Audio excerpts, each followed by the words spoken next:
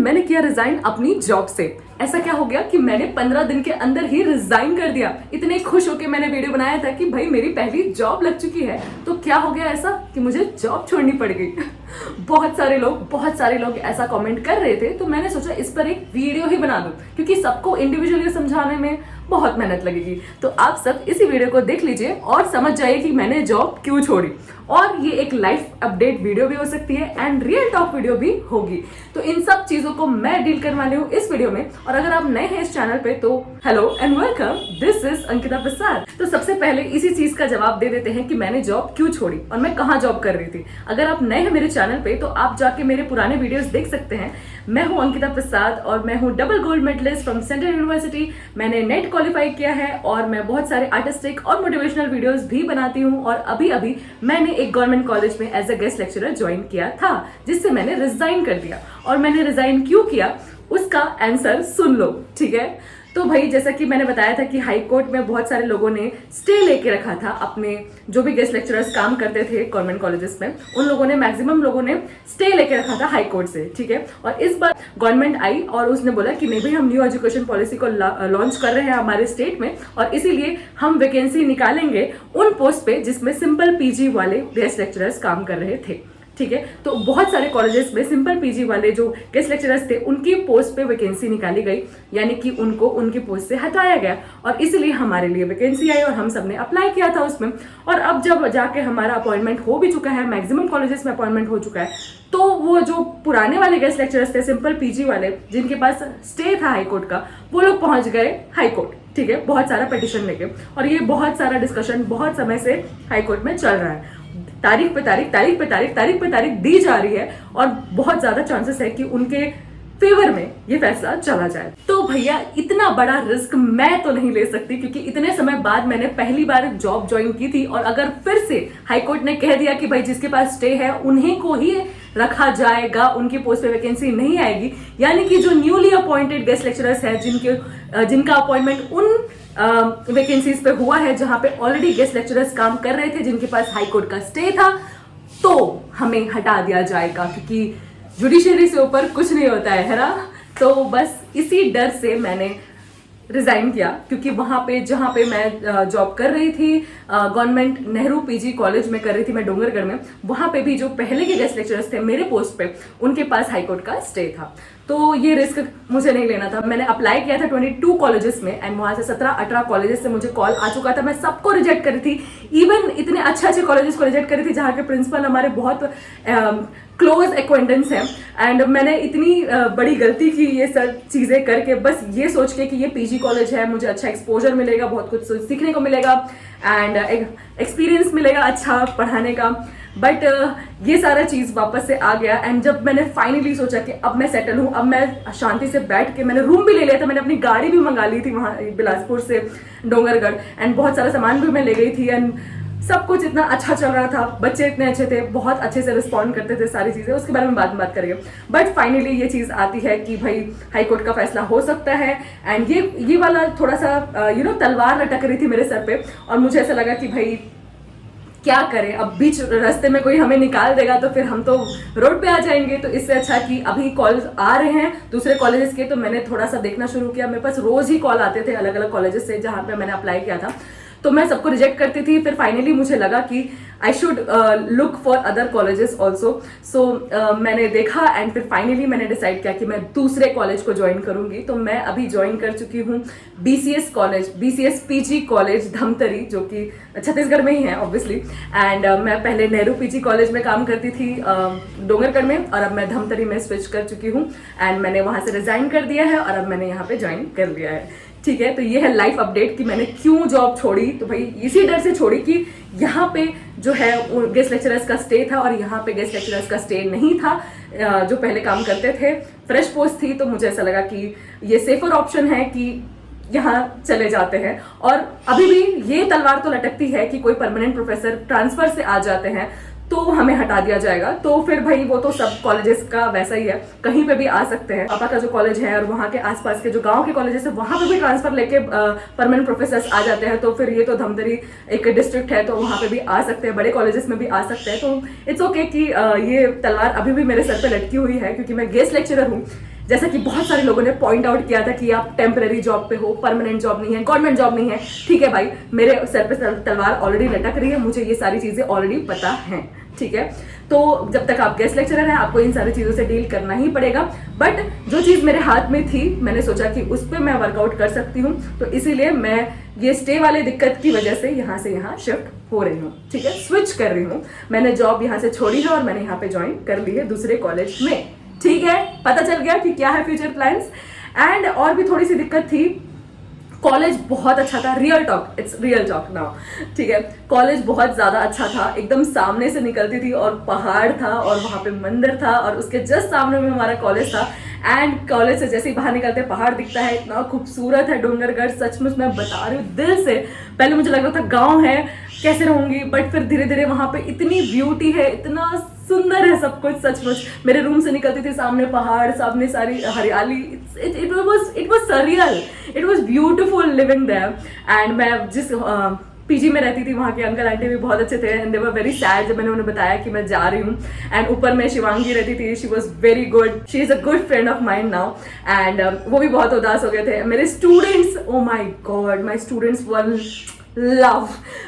I tell you guys, मैं हमेशा कहती थी कि मैं ऐसी प्रोफेसर बनूं जिसे बच्चे सुनना चाहें, जिसे लोग सुनना चाहें। ठीक है, जिनका अटेंशन कभी भी ऐसा फ्लिकर ना करे जब मैं क्लास में हूँ, तो वो सारे मुझे सुने, मुझे रिस्पॉन्ड करे, मेरे साथ इंटरेक्ट करे।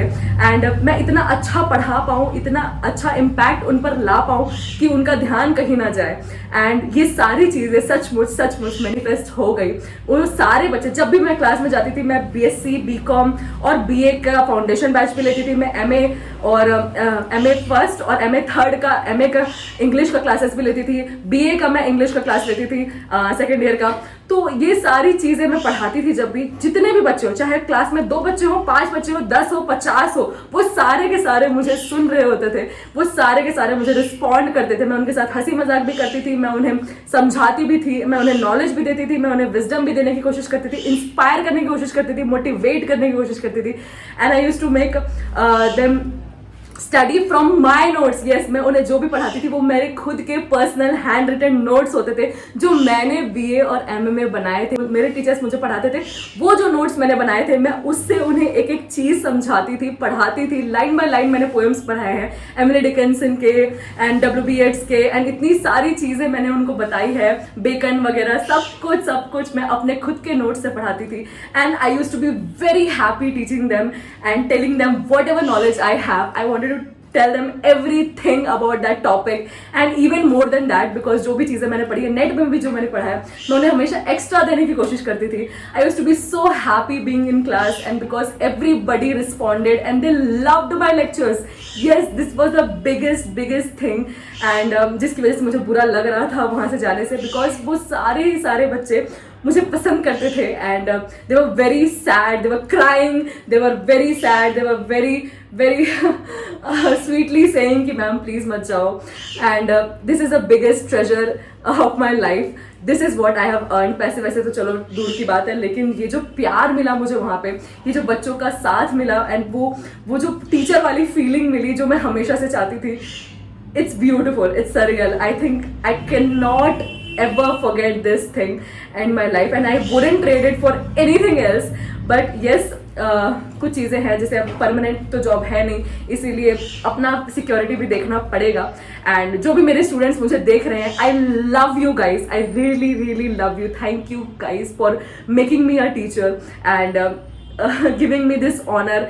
आई एम सो ग्रेटफुल कि आप लोगों को पसंद आया जो भी मैंने पढ़ाया। I was emotional saying this to them when I told them that I'm leaving and they were very sad and they were saying please mat jao ma'am, please mat jao, आप online lectures ले लेना। That was really sweet and I always wanted कि मैं लोगों के life में कुछ impact छोड़ूं। I always wanted कि मैं उन्हें वो चीज़ें बता पाऊँ जो भी मेरे पास है, जो नॉलेज मेरे पास है। इसीलिए मैंने ये यूट्यूब चैनल खोला था ताकि जो भी मेरे पास विजडम है, जो भी मेरे पास नॉलेज है, वो चीज़ें मैं शेयर कर सकूँ। एंड एज अ टीचर मैं एज अ प्रोफेसर उन्हें जो भी चीज़ें समझा पा रही थी about the topic and about life, this is what I love literature, I love being in class, I love teaching, I love sharing my knowledge, I love being a teacher and I love English, I love literature. जो भी teachers मुझे पहले से कहते थे कि तुम literature के लिए बने हो, और मैं कहती थी नहीं नहीं मैं और भी चीज़ें कर सकती हूँ, I am going to say this to them, thank you for telling me कि मैं लिटरेचर के लिए बनी हूँ, बिकॉज सचमुच मैं लिटरेचर के लिए बनी हूँ। The energy of mind in class is unmatchable. मैं कभी भी मतलब इतनी एक्साइटेड, इतनी एनर्जेटिक कभी नहीं होती हूँ जब मैं क्लास में होती हूँ, जब मैं किसी को कुछ चीज़ें समझा रही होती हूँ। I am like next level energetic, I am so passionate about literature. I'm so happy teaching everything that I have. I think I'm born with this. I'm born to do this. Thank you God for making me realize कि मैं इस चीज़ के लिए बनी हूँ, and मुझे इस direction में फेंकने के लिए, क्योंकि मैं कितनी सारी चीज़ें स्विच करके आ चुकी हूँ अपनी लाइफ में। आप सबको पता है मैं पहले नीट की तैयारी करती थी, उसके बाद मैं पीएससी की तैयारी करती थी, अब मैं फिर फाइनली नेट की तैयारी करती थी, फिर नेट क्लियर हो गया, अब मैं गेस्ट लेक्चरर हूँ, और अब मैं आगे भी परमानेंट जॉब की तैयारी करूँगी। But this is what I love doing. I love literature, I love English, I love teaching. So this was the real talk thing. And colleagues भी बहुत अच्छे थे, सबके साथ बहुत अच्छा घुल मिल गई थी मैं, बहुत अच्छा लग रहा था सबके साथ, एंड बहुत अच्छे लोग मिले मुझे, बहुत सपोर्टिव है, बहुत कोऑपरेटिव है, बहुत साथ दिया उन्होंने। एंड कुछ अच्छा कुछ बुरा एक्सपीरियंस वहाँ रहा। पैसे का थोड़ा सा दिक्कत कर रहे थे, लेकिन वो फाइनली सॉल्व हो जाता। जो दूसरे कॉलेजेस में थोड़ा अलग तरीके का पैसे बन रहा था और यहाँ पे थोड़ा अलग बना रहे थे, बट उन्होंने बोल दिया था लास्ट में कि देंगे, बट मेरे जाने का ही टाइम आ गया।